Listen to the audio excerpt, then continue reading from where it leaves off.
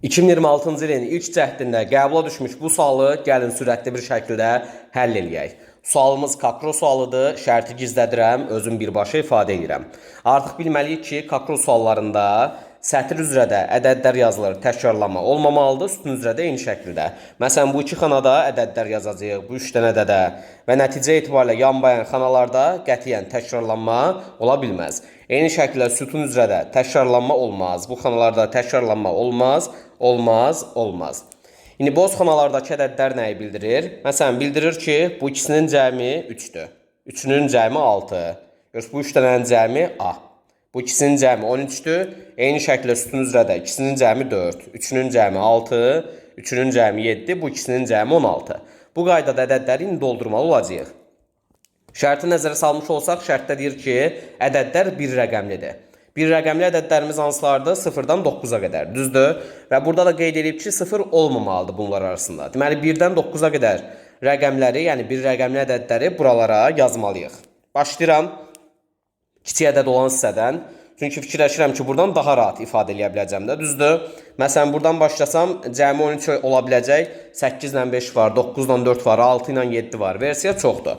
Amma kiçik ədəd olan hissədən başlayanda cəmi 3 olan yalnız 1-dən 2-dir. Ya belə yazmalıyam 1-dən 2-ni, ya da tərsinə. Fikirləşirəm ki, belə yazanda yanlışdır. Çünki bura 2 yazmış olsam, onda gərək burada 2 yazım ki, cəmi 4 eləsin. Amma sütun üzrə təkrarlanma olmuş olur axı. O baxımdan da yerlərini dəyişirəm. Bura 1 olur, bura 2. Yuxarıda 4 olmaq üçün mütləq nə yazmalıyam bu xanaya? 3 yazmalıyam. Yenə sətr üzrə hərəkət edirəm. 3-ün üstünə 3 gələndə 6 eləyir deyə bu ikisinin cəmi 3 olmalıdır. Cəmi 3 ola biləcək hansı rəqəmlər var idi? 1-dən 2. Yenə belə yazmaram, çünki təkrarlanma olacaq. Məcbur yenə götürüb bu qayda ilə yazmış oluram.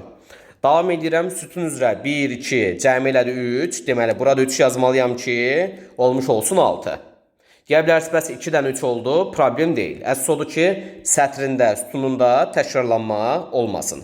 Yoxsa belə 2-dən 3 də olar, 2-dən 1 olar, 2-dən 2 olar, fərqi yoxdur. Onsuz da əvvəlki hissədən də görmüş olduq. Davam edirəm. Belə davam edə bilməyəcəm, A-nın neçə olduğunu bilmirəm, bu xanalara nə yazacağımı bilmirəm. Sütun üzrə gedəcəm, 2-nin üzərinə 5 gələndə 7 eləyir, düzdür? 5 olmaq üçün ya 2 ilə 3-ün cəmi 5 eləyər, düzdür? Ya da 1 ilə 4-ün cəmi eləyər. 2 ilə 3 yazmıram, çünki belə də təkrarlanmadan qaça bilmirəm, belə də təkrarlanmadan qaça bilmirəm. O baxımdan 4 ilə 1-i yazacağım. 4 ilə 1-i belə yaza bilmirəm, çünki onda gərək 1-in üstünə 12 gəlim ki, 12 eləsin.